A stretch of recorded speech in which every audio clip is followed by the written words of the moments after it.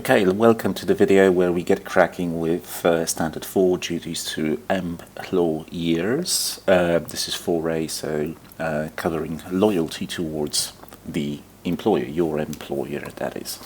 Right, so the message is that in matters, but strictly matters related to employment,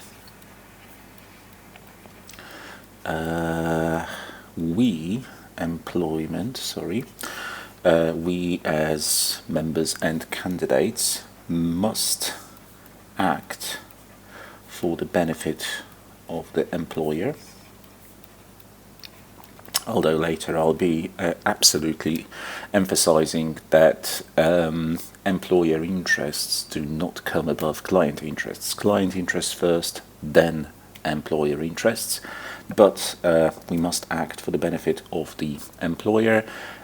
We must not deprive our employer the benefit of the benefit of your skills, of your abilities. If they're employing you, you can't sort of not give them what you're being paid for. Even if you're planning to leave that employer, you still have to sort of use your skills and benefits, and abilities to benefit that employer. You, of course, must not divulge, that is, sort of spread confidential information concerning your employer. Please note that we're talking about the employee-employer relationship now, not the relationship with our clients. And we must not cause harm to the employer. And this issue of not causing harm we will talk about later on, because there will be instances when you can do what's known as whistleblowing, that is, potentially harm your employer by shedding public light on some practices which are maybe illegal, which are wrong, but that has to serve a bigger purpose, the protection of the integrity of capital markets or client interests. So there will be specific sort of application guidelines for this. But at the end of the day, all of this kind of equals that we should protect our employers' interests, but this doesn't mean that you have to sacrifice your own personal, private obligations or family life, family obligations, just to protect your employer's interest. Obviously, everything has limitations, and the book doesn't say, oh, you shall not work overtime. In the finance industry, I mean, everybody from time to time has to do probably a little bit more than your standard 9 to 5, but this is not a call to sacrifice everything just for your employer. And always remember, so big exclamation mark here, client interests come above employer interests or your own interests. Indeed, as a client, as an employee. Now, for some more specific guidance relating highly testable issues.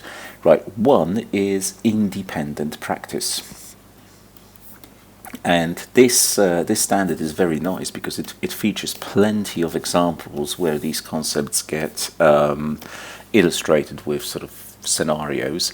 Right, so independent practice means you're performing some services or rendering services, but for money, for dollars or euros, for remuneration.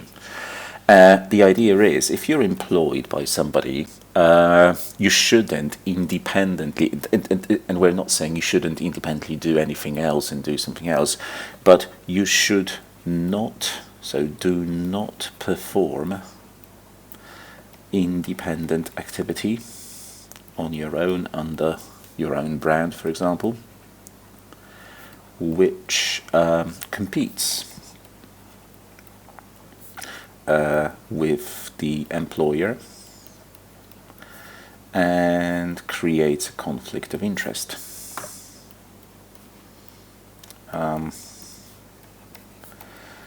Right, so you shouldn't do something competitive. If your employer is paying you money, you shouldn't go and do the same thing, but under your own brand, from you work from 9 to 2 for your employer, and then from 3 to 8, whatever, you do the same thing independently.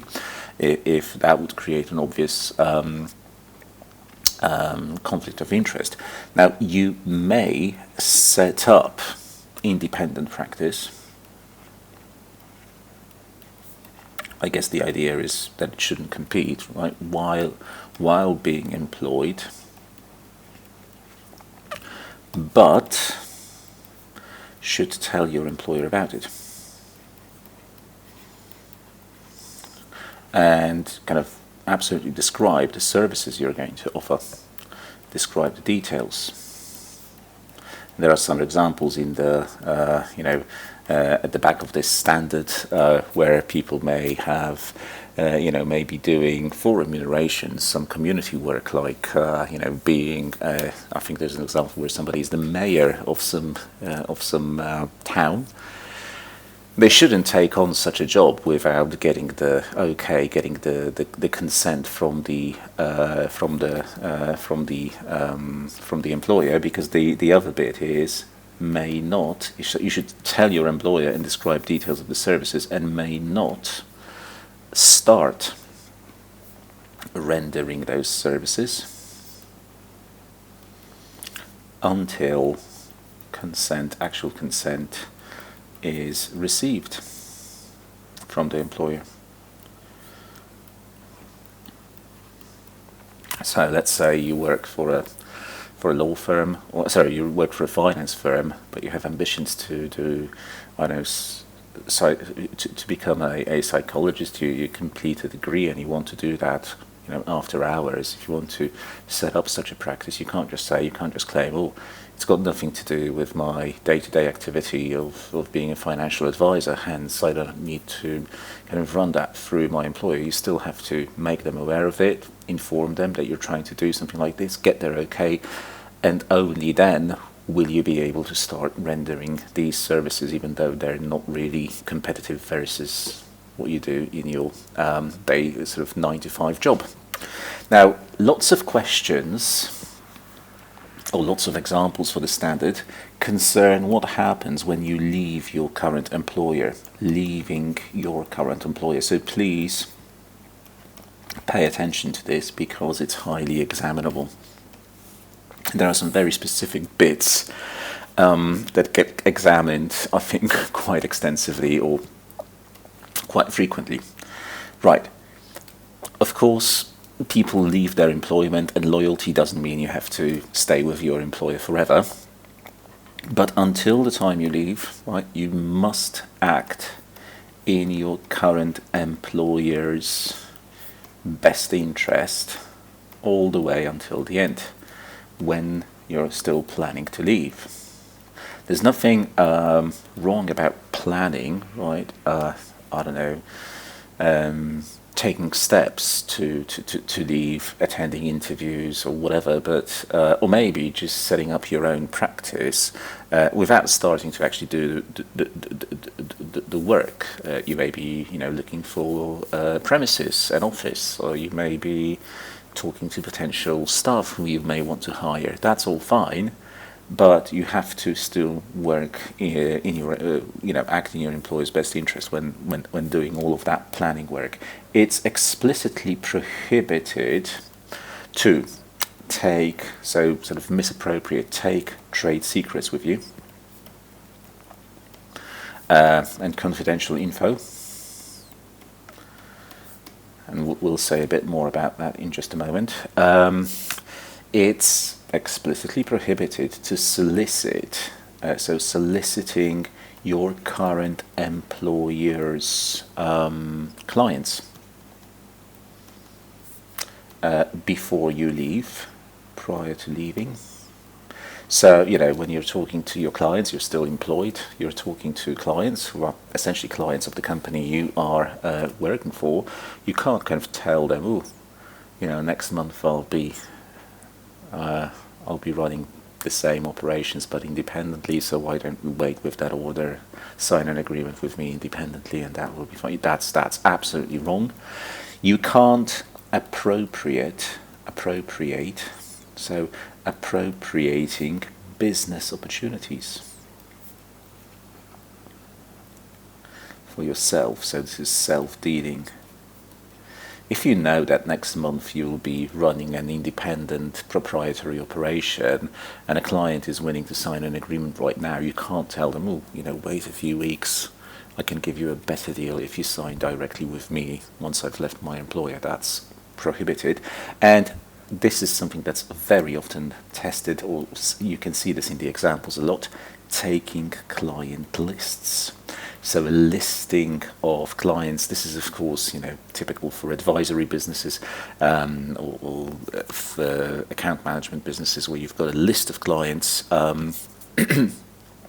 and you take their names, surnames, addresses, telephone numbers, emails. You can't do that. That is a big no-no. But having said, what's prohibited, you may absolutely start preparation for competitive activity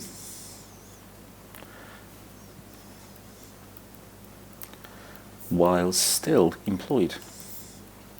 So you don't have to go all the way until the very end, not thinking about it even, and then, the first day you're not employed with your current employer, then only do you start the planning, looking for properties, etc. Now you can do that before. You can start planning. You can plan, you can get ready, you can prepare, but you can't actually perform competitive activities before you cease. And then there are still things like non-compete agreements that you have to think about as well, whether those don't prohibit you from actually carrying out competitive activity once you've left. Now, these trade secrets and confidential info here, what counts as a trade secret? Well, you're not going to get examined on the details of this, I don't think, but you can't take things like computer programs or Excel valuation models, even if they were developed by you. If they were developed by you when you were still employed by your current employer, effectively as part of your work, that remains the property of your employer. It's not your property, unless you were doing this in your free time as a sort of hobby side activity. So it's important to appreciate that skills and knowledge, as well as general experience gained whilst in employment, so whilst employed, these are not confidential. You can't erase your brain and say, oh, I'm now going to forget everything I learned over the last couple of years when I was employed with this company. That's irrational. That's yours. Now, this taking client lists, I said this is often examined, right? So what you can't do is cannot use your previous employer's records, be they paper, electronic, a database, to contact previous clients. But, right, what you can do, and this may sound like very fictitious and very sort of arbitrary and a bit stupid, but trust me, this is the way to answer the questions properly. What you can do, you can't take physical documents or scan those documents or, copy them, take a picture of them with your phone. What you can do is, if you've got a good memory, just have a general memory of the clients, but can use knowledge of client names. All right, you'll remember the clients of your previous employer, and contact those previous clients using publicly available information. So, and can use publicly available information to establish fresh contact. So maybe go on LinkedIn and look them up, or use a website, that they have if they're a corporate client, whatever, right?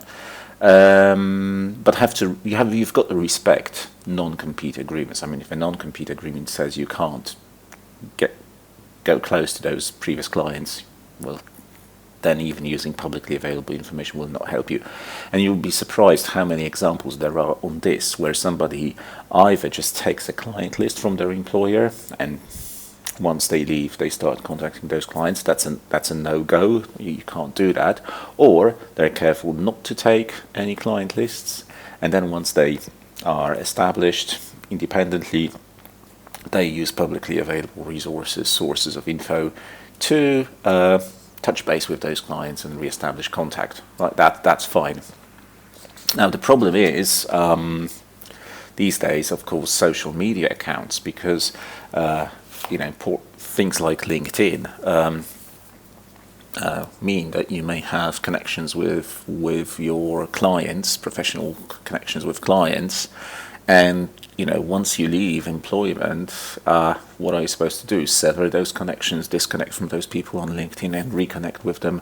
Obviously, that would be a little bit strange. And actually, one of the recommendations of CFA Institute is companies should have policies on how to deal with these situations. And they say that the best practice is to have separate personal and professional social media accounts. But I've never seen anybody really on LinkedIn have separate two profiles, one professional, one private. Just have one profile, right? So that's a bit of a shady area. Now, whistleblowing, important topic.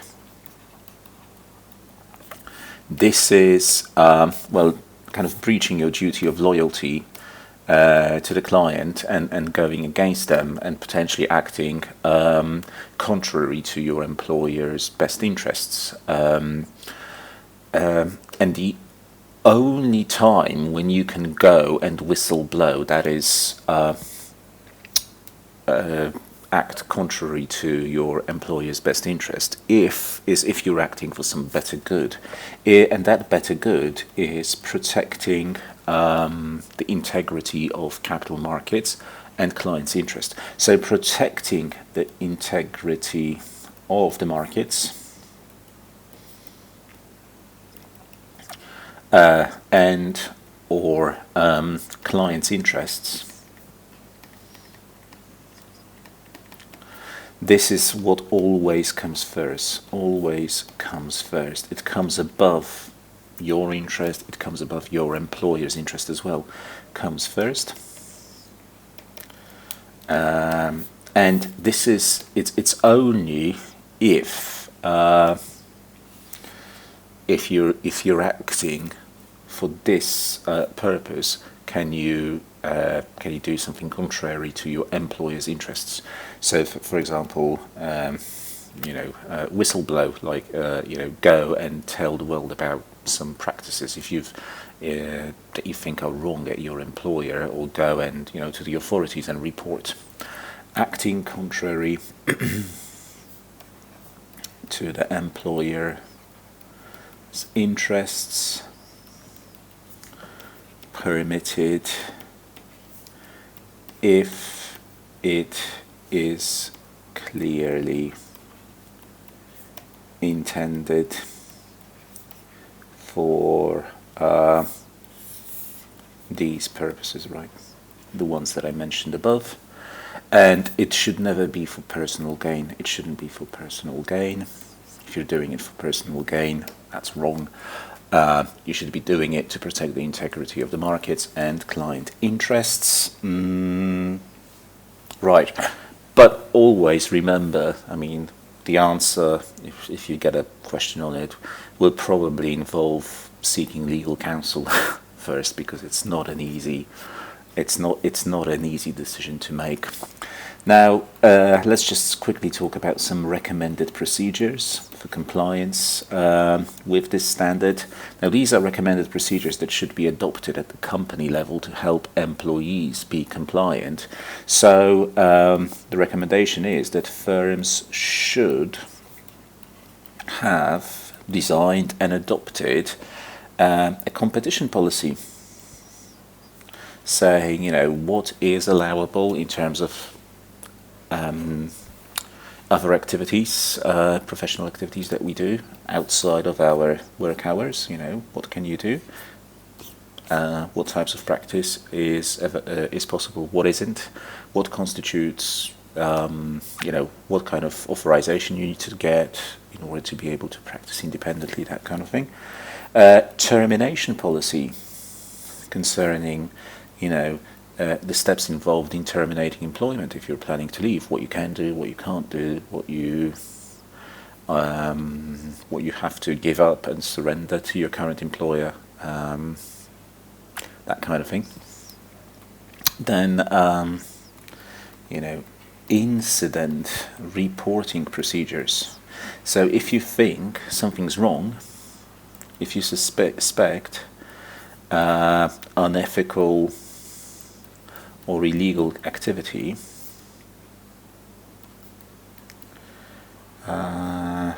what are the channels internally to report those outside of your normal hierarchy? And this is how we deal with. So how this is how we sort of internally try to make sure such information reaches the right people, the right departments, and gets handled internally. And also, this is interesting, employee classification policies.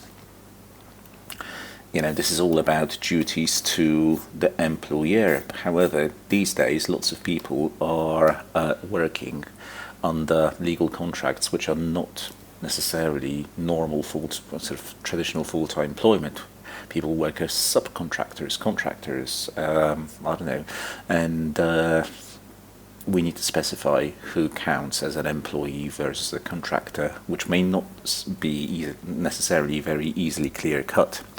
Right, now as I said, there are plenty of examples, and I want you to go through all of them. I've picked out I've picked out a couple of these. Lots of them are about contacting prior clients, and there you have to watch out. Is the person for the wording? Are they using a client list that they took from their previous employer, or are they just contacting clients using publicly available info? Right. The one that's interesting, I think, here, are sort of not. Most of them are quite easy, I think. Right. The ones I want you to have a look at are number 4. This is one which may not necessarily be that easy, clear cut, because the message there is, even though it's what the person is doing is not illegal, it's not really ethical. So have a look at that one especially. Another one which I think is have a look at have a look at all of them, but have a look at 6. This is soliciting former clients, and this one is